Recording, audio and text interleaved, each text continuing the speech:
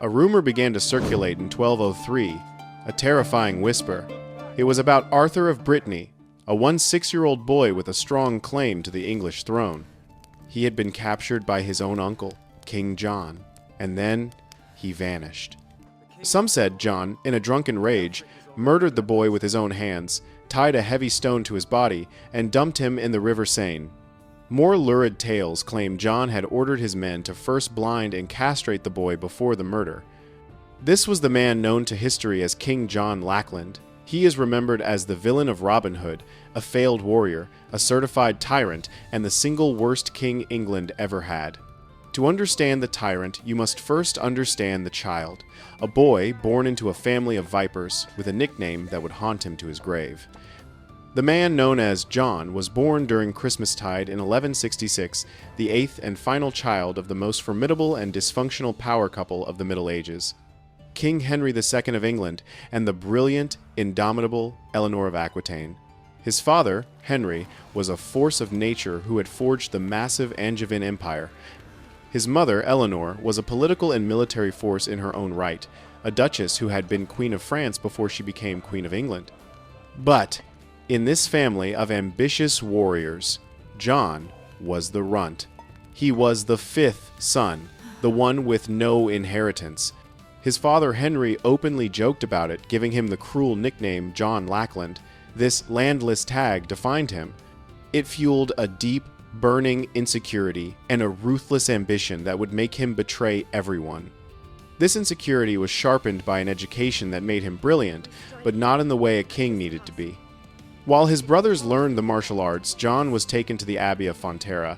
This wasn't an abandonment, it was a strategic education. He learned to read and write Latin and French. He was, by all accounts, one of the most educated men of his era.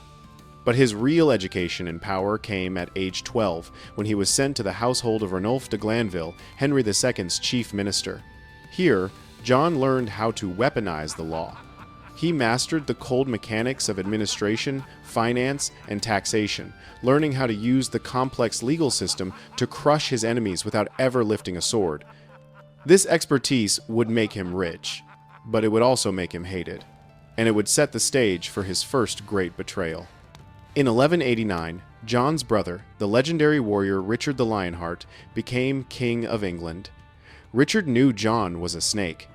In an attempt to buy his loyalty, Richard granted John vast lands, making his Lackland brother one of the richest men in the empire. It wasn't enough. Richard, obsessed with his holy quest, made a fatal error. He left. He embarked on the Third Crusade, leaving England in the hands of administrators and ordering John to stay out of the country. But John was never one to follow orders. The moment Richard was gone, John began scheming, challenging the king's regents, and positioning himself as the center of power. Then, in 1192, news arrived that Richard had been captured. For John, this wasn't a crisis, it was an opportunity. John's treacherous nature took over. He immediately sailed to France and made an alliance with Richard's mortal enemy, King Philip Augustus. He offered to hand over huge parts of the Angevin Empire to Philip in exchange for help in overthrowing his captive brother. He returned to England, declared Richard dead, and tried to start a civil war. The only person who stopped him was his 70-year-old mother, Eleanor of Aquitaine, who worked tirelessly to raise the astronomical ransom. In 1194, Richard was freed. He forgave John, supposedly saying, "Do not fear, John, you are a child." John was 27 years old. Then, in 1199, Richard died. John finally became king. But a rival stood in his way, his nephew, Arthur. This rivalry would lead to John's greatest victory and his most monstrous crime. The war for the throne was on. King Philip of France backed Arthur. In 1202, Arthur made a fatal mistake. He besieged John's 80-year-old mother, Eleanor. John, hearing this, moved with a speed that shocked everyone. He marched his army 90 miles in 48 hours and smashed Arthur's army in a surprise attack. It was a total brilliant victory. He hadn't just saved his mother, he had captured the entire leadership of the rebellion, including his rival, Arthur. A smart king would have used this to negotiate. John was not a smart king. He was a cruel one. And then, Arthur vanished. The rumors of his murder, combined with John's cruelty, horrified the continent. John's barons, disgusted and terrified, abandoned him. King Philip pounced. By 1204, John had lost Normandy. He fled back to England, humiliated, his Lachlan nickname now a bitter reality. John was now obsessed with one thing: getting his lands back.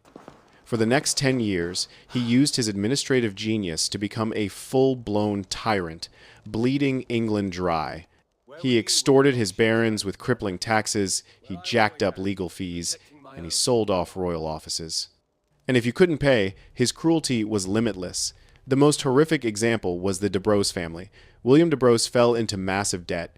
When he couldn't pay, John declared him a traitor.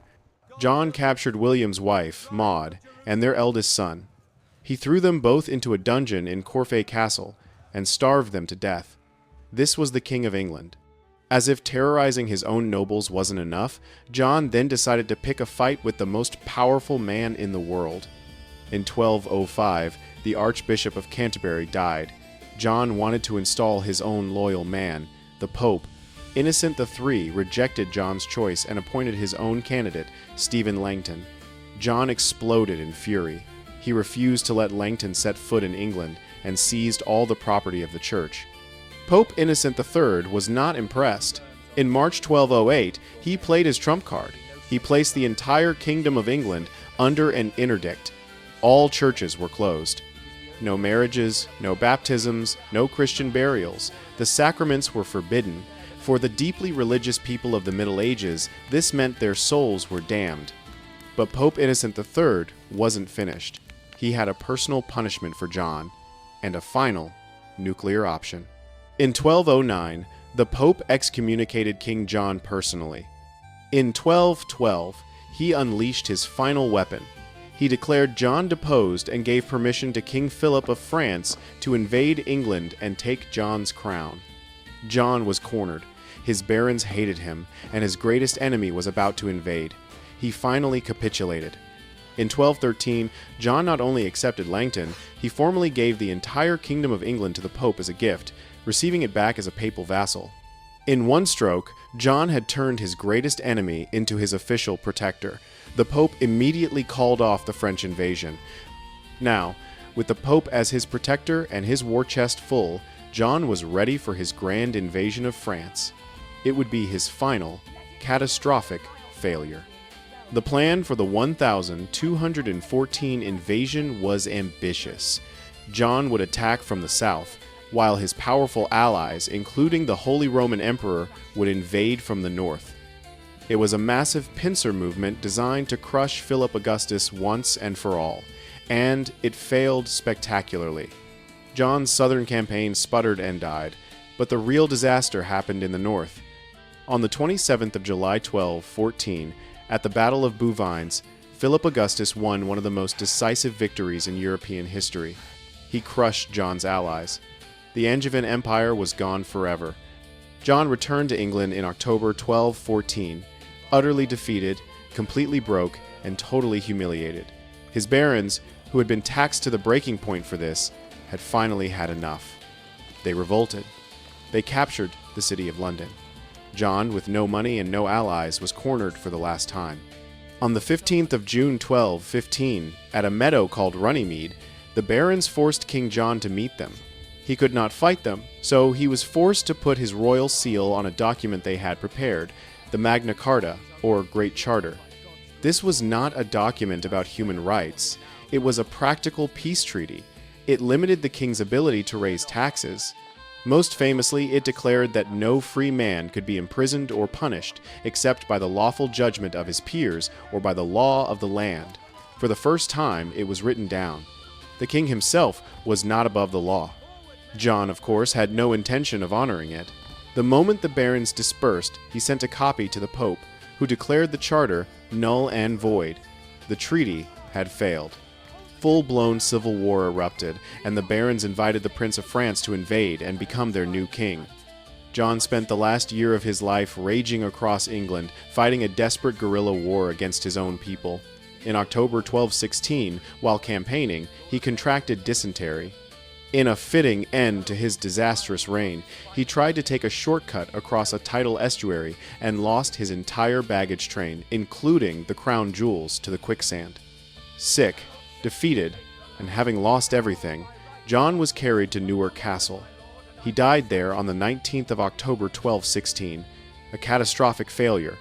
His death, however, saved England. The barons, no longer needing to fight the hated tyrant, rallied around John's 9-year-old son, Henry III. The legendary knight, William Marshall, reissued the Magna Carta, turning it from a failed treaty into the cornerstone of royal government. What do you think of King John? Was he truly an evil monster, or just a deeply flawed man crushed by the legacies of his father and brother? Let us know in the comments below. And in the meantime, thank you for watching.